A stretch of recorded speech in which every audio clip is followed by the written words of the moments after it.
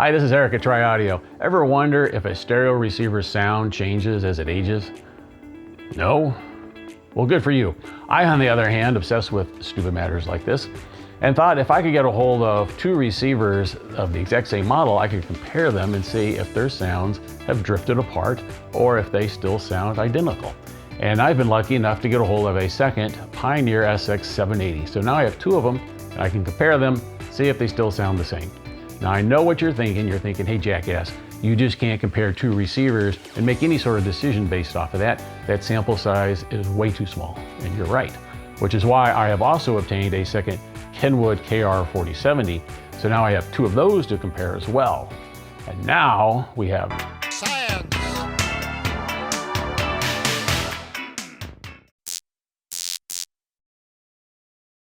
I just want to point out here that it looks like neither of these units have been rebuilt.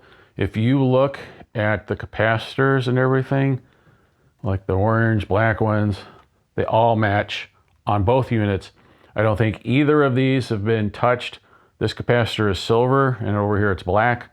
Other than that, no difference. That could have come from the factory that way, I suppose. I do know that I had a Darlington power pack replaced on this one with what was supposed to have been an original one from another unit, and it sounds the same as the channel that didn't get replaced. So other than that, no work on these at all. So here are the two Kenwood KR4070s we're going to compare. This one is mine because it has this nasty scratch on here, which I am convinced was probably when it was getting moved and something sat in a car or van and just rubbed up against it for the entire trip. Put that mark on it. I got blue lights in there. It looks nice. I put blue lights in for my friend. And those are not really as dark in real life as they're appearing in this camera, but they're darker blue, but they're not near that dark. Anyway, let's compare these two, see if they still sound the same. So here I have both of the Kenwoods opened up to see if there are any differences inside. And from what I can tell, there are not. If you look there, all the capacitors, transistors, and everything are all the exact same on both. Looks like nothing has been replaced. I did notice there are three capacitors over here that are gray, that are blue over there, but both sets have factory glue on them. They're the same size, so I think that color is inconsequential. They look to be 100% identical, factory condition, well, except for all the grease and rust and dirt and grime in mine. Other than that, they're the same.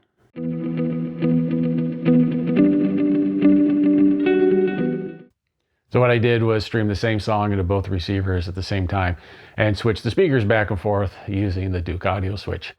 Let me say I went into this well aware of the fact that if these receivers sound identical, it does not prove that receivers don't change their sound over time. A sample size of 2 is too small to say that it never happens. I'm aware of that. However, if I find out that these do sound different from one another, I think that is a good enough proof to say, yeah, they can and do change their sound over time, and two receivers of the same model can sound differently, if that is what I find. So I can prove that it does happen, but I can't really prove that it doesn't happen. So I started with the Pioneer SX780s. They sounded almost identical. And I mean almost 99% the same. They had the same sound stage. They had the same low frequencies, same mid frequencies. The only difference was in the highs. The one unit had a little clear highs than the other one. And I'm gonna show you how close they were. The one that had the little clear highs was kind of, let's say, this much more than this one. So I thought on the one that didn't have the clear highs, let me take the treble knob and just do one click to the right. And they went from being this far apart to being this far apart. That one click of the treble knob made way more of a difference between the two units than what was naturally there. So again, very minor, 99% the same on the Pioneers. So we have the Kenwood KR4070s. I connected them up, turned them on. Boy, they did not sound the same at all. The lows, the mids, and the highs sounded the same. It was the sound stage. One sounded like it was just coming from everywhere. One sounded like it was coming from straight down the middle.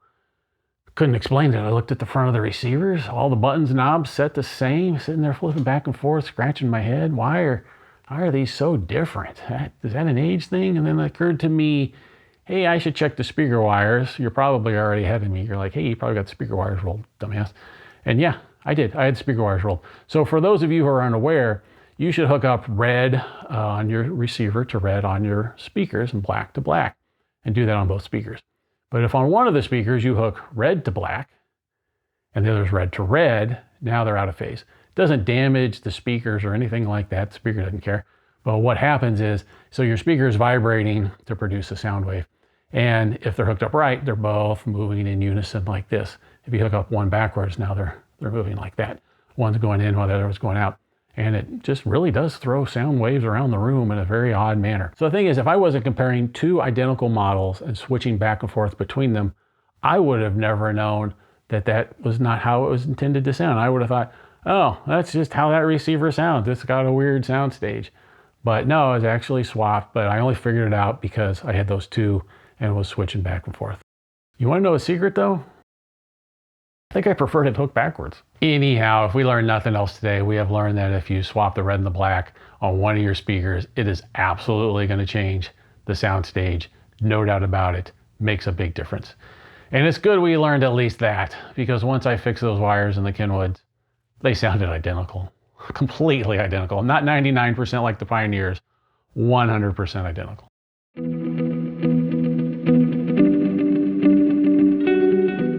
So the takeaway here for me, I think it was a good one.